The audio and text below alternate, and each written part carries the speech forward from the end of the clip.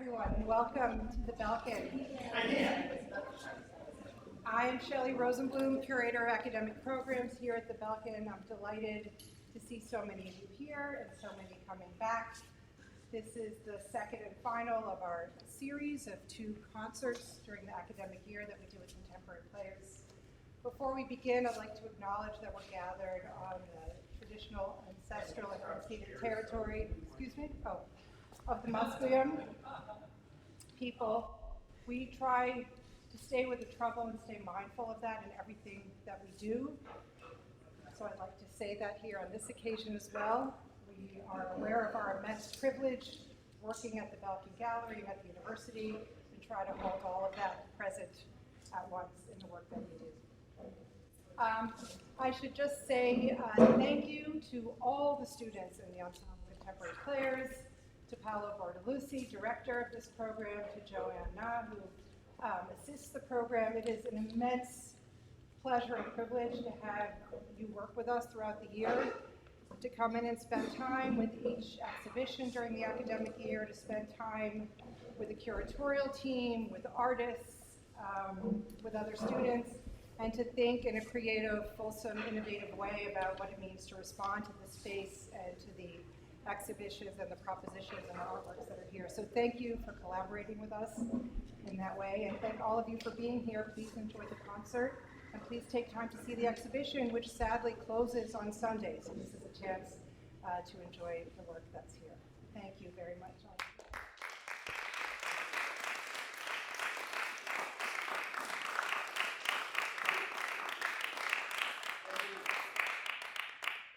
Nice to, I was saying it's really nice when they have to bring extra chairs out to a new music concert. This is great.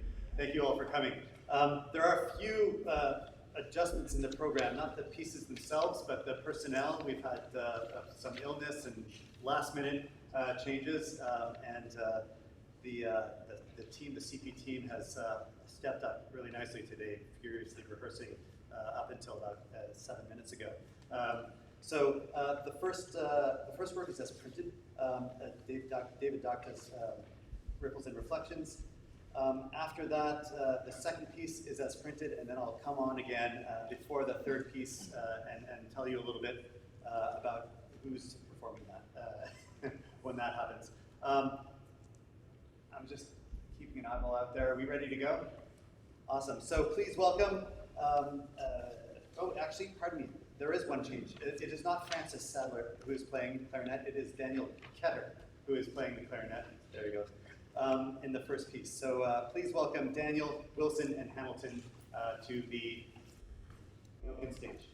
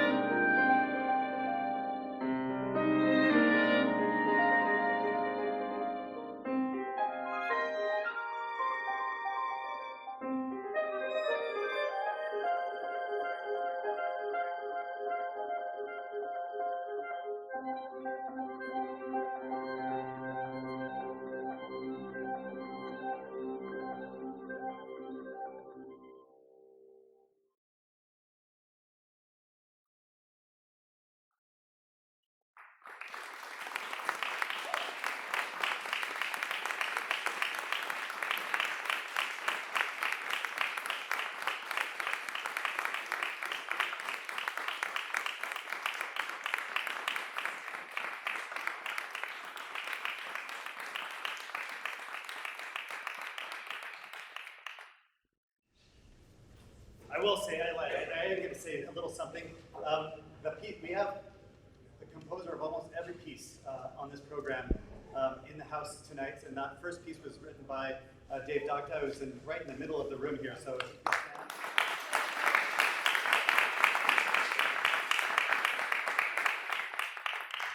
The second group is going to be making their way to their places right now.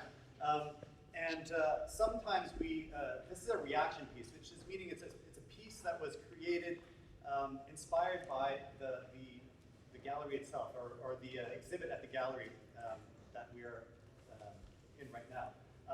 The specific piece that it reacts to is in the third room down, in the last room back here, inspired by the piece Solar Evocation. I should get out of your way, sorry, it's Seinfeld. So if you can keep this music in mind, and after the show, wander down to the third gallery, you'll see what they were responding to. And I believe that Francis was going to say just one or two things about the piece before they perform it. So this piece was conceived of by the ensemble itself. Yeah, so we were inspired a lot by the different themes of the work. I don't want to say too much about it, honestly, because I think you should make it up for yourself. But yes, it's the piece in the very far corner. We're very inspired by the tomb that it depicts. The idea of mortality and also the ideas of not knowing what life entails. So it's a little bit leaving the world up to interpretation.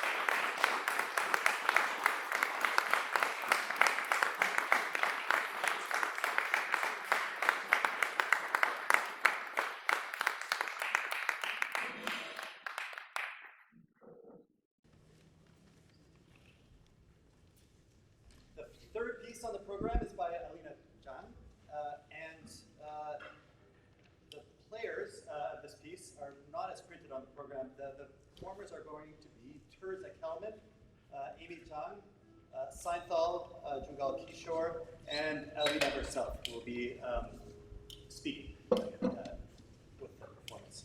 I think we're all set. We'll welcome Alina to the stage.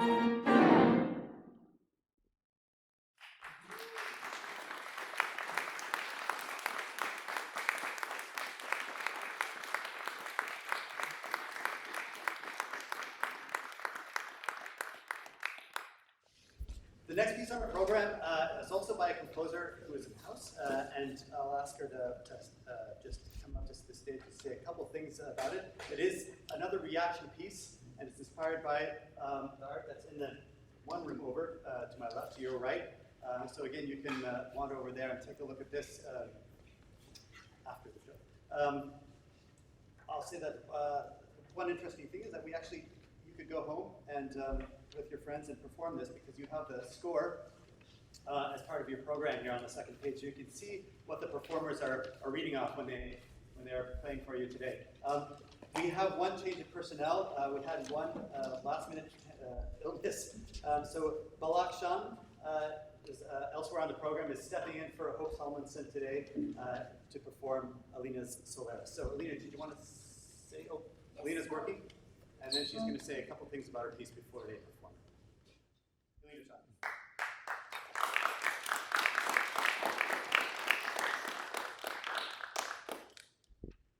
When an event happens, like this concert, we say this concert happens at 2 p.m. at the Belkin Gallery. 2 p.m. is the time when, and the Belkin Gallery is the location where. There's a time and there's a space. We tend to understand time and space as information, the information to guide us on what to do next. Like now, the information about this concert guided us here. But have we looked into the existence of time and space themselves? Time and space are a human construct. This is quoted from Elizabeth Bonner's art piece, Timing is Everything. The art piece includes 2 round mirrors facing each other and the astrological birth chart of Voyager 1 and 2. What touched me is not how much I agree what the artist wrote, but this urge to construct time and space by myself after seeing a million reflections of myself in the middle of the mirrors. Therefore, I gave the contemporary players a graphic score that looks very similar as an astrological birth chart. Not the real birth chart though, it is something that I made up. Each colored line represents a timbre. They can be pitched, non-pitched, percussive, and airy. After constructing something on a 2-dimensional space, I gave each factor on the score a meaning. The horizontal axis is time, meaning the performers will read the score from left to right, but that's not all of it. After performing those lines from left to right, they will go backwards, reading the score reversely from right to left. By playing the score reversely, it seems like the contemporary players are playing something that has already been played, corresponds to what Vonar said. The future is something that has already happened, but that's not all of it. We can see those lines split or merge, and the performers can choose whichever line they want to perform when there is a splitting point. So when the performers play the score reversely, it is very likely that they won't play the exact same lines as before. So we could have a vague and, we can have a vague and abstract idea of what can happen next, because they are indeed playing the graph, but we don't know what will actually happen. Not to mention that every sound that the performers make is improvised. My instruction on each timbre is very general. Like some point, I just wrote airy sound. It is left to contemporary players to interpret my words and make them into sounds. The title of my composition comes from the film Solaris, directed by Andrei Tarkovsky. Solaris is a planet that can materialize people's deepest fears and memories. The main character's haunting memory got materialized too. His wife, who passed away, is recreated by Solaris. Therefore, the main character becomes entangled in the blurred boundaries between reality and illusion. Illusion created by himself and materialized by Solaris. I named my piece under this powerful planet because I created this 2-dimensional abstract score, and the contemporary players materializes it in our 3-dimensional world. What's more, all of these couldn't happen if I didn't see the art piece, which made me realize the guiding power of time and space. If we look closely to the score, there is a very special performer who will play the same line forward and backwards, and today will be Amy, and she will be the leader. What does the leader do? The leader is the clock, providing performers oral cues to tell them where they are in the horizontal space of the score. Without the leader, nobody will know when to switch lines, when to start, when to end, because there is no time information. So indeed, time is everything. Due to the improvisational character of my composition, I am just as curious as you are how this piece will sound like. So without further ado, let's hear it.